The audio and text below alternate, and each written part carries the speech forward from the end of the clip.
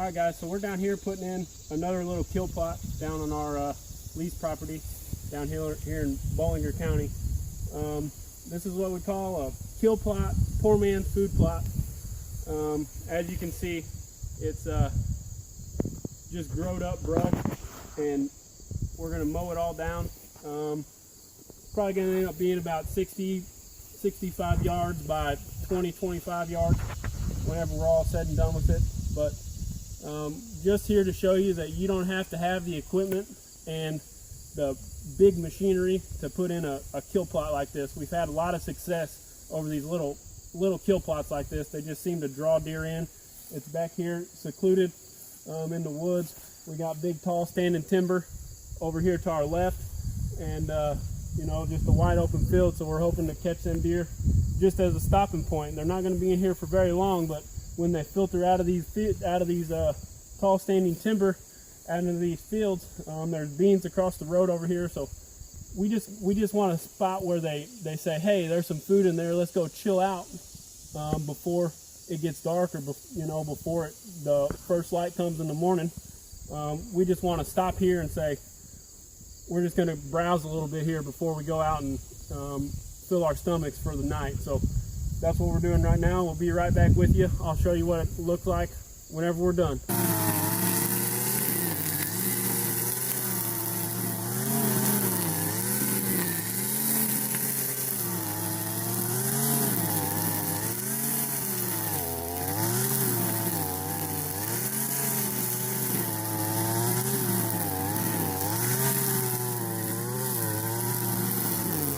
We got our future food plot area weed eated down here, just with your common household weed eater. After we got it weed eated down, we took my old Walmart lawnmower there that I've had for about 10 years and mowed it down to about 1.5 inches. As you can see now by the piles of grass everywhere, we're trying to get some of the competition out of here. You don't want those weeds that you're taking out of here to seed back up and create another seed bed and take over your food plot. So we're gonna get all the competition out of here. Next thing we're gonna do after that is get a soil test. Feel like that's one of the more important things that you need to do. If you don't have good soil, you're not gonna get anything to grow. It's super easy, costs 12-15 bucks something. Go up to the extension office. It's important to take your soil test from 2 or 3 different spots over your whole food plot, but put it in a little 1-gallon bag, Ziploc bag, take it up to the extension office. That soil test is important. Okay, so we got the soil test done already in this spot actually, but we're going to get all the excess vegetation off of here, and then I'm going to come down through the middle of the week and I'm going to kill it with some weed killer. And then we'll be ready to fertilize and lime. And stay tuned. I'll be with you whenever I come down and weed kill. All right, guys. So here we are back down here at our kill plot again. This is the one you saw us working on the other day.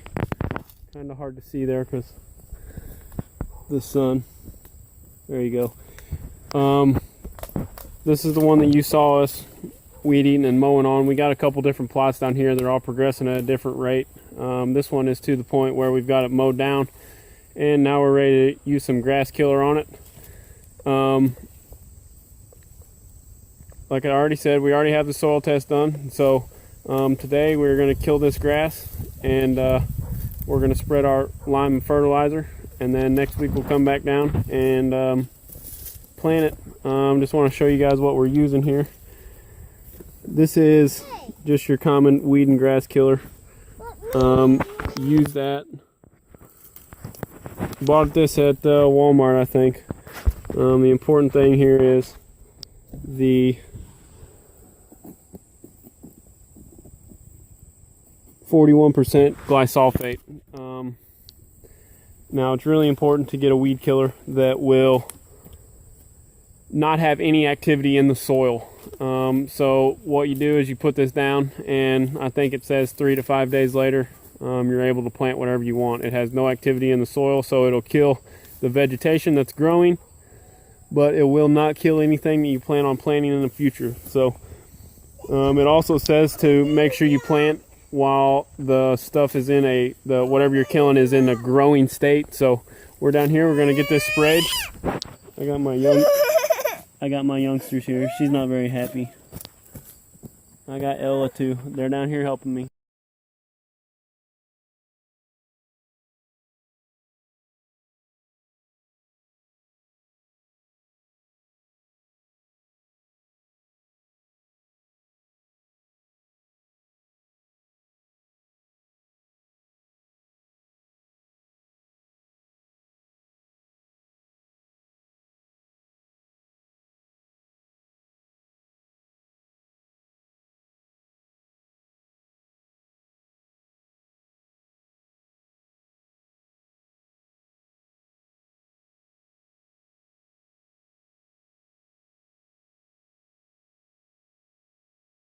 We got our food plot sprayed with our weed killer.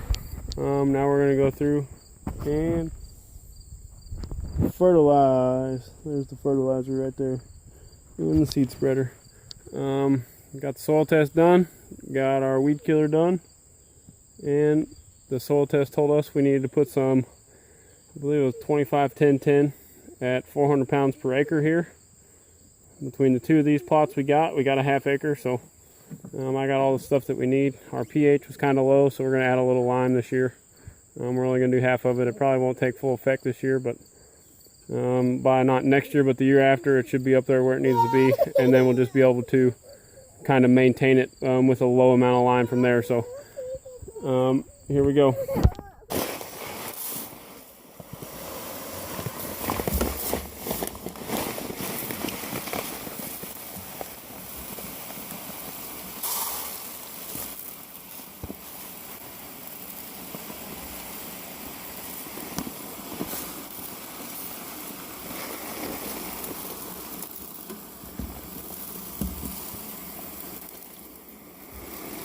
Here, put it in your lap.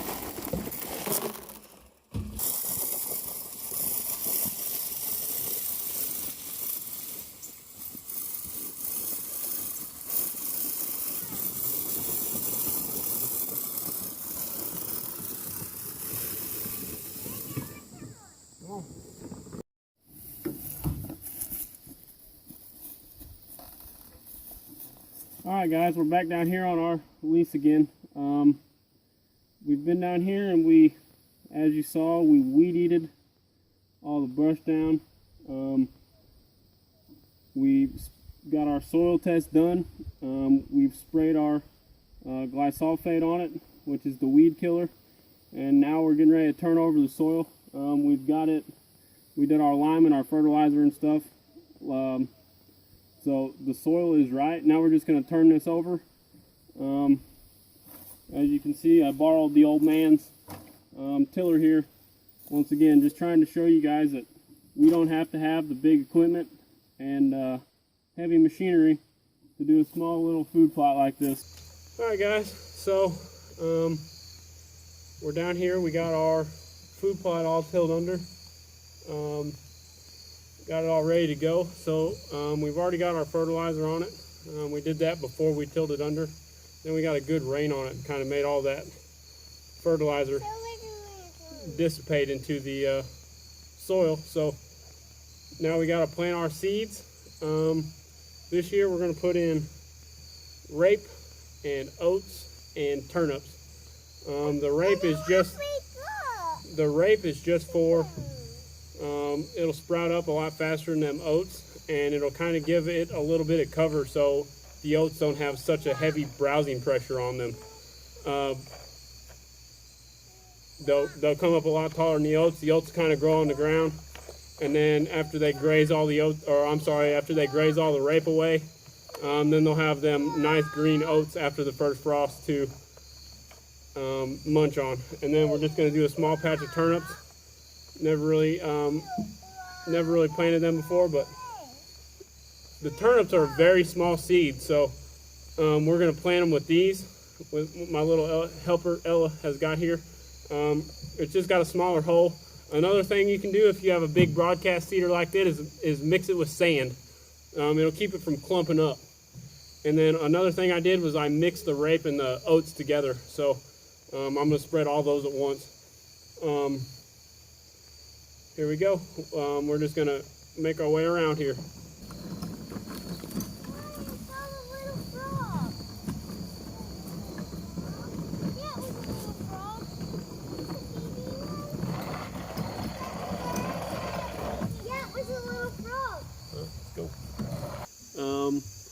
We've got it seeded, so now we're just going to take our rake here, handy dandy garden rake, just a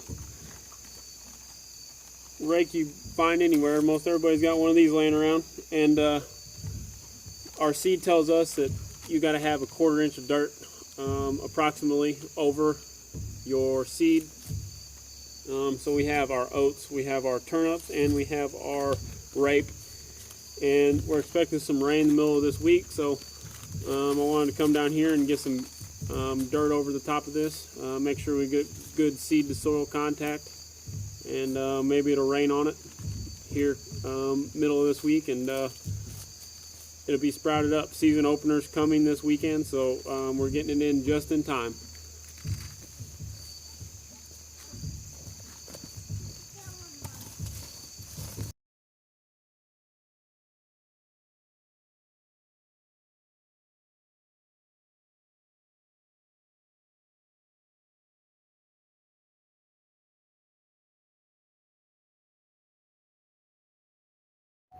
Alright guys, and as you can see here, this is the plot we planted 2 weeks ago.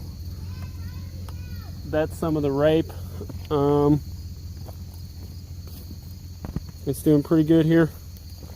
That's some of the turnips, I believe, right there. We got a little thing here so we can see how it's actually doing without the browsing activity. Got some turkeys in here. Up here is the rape and oats. Let's see if we can get a good video over here. The stalky stuff you see there is the oats. So it's doing pretty good. We're all ready for the season opener this weekend. Stay tuned.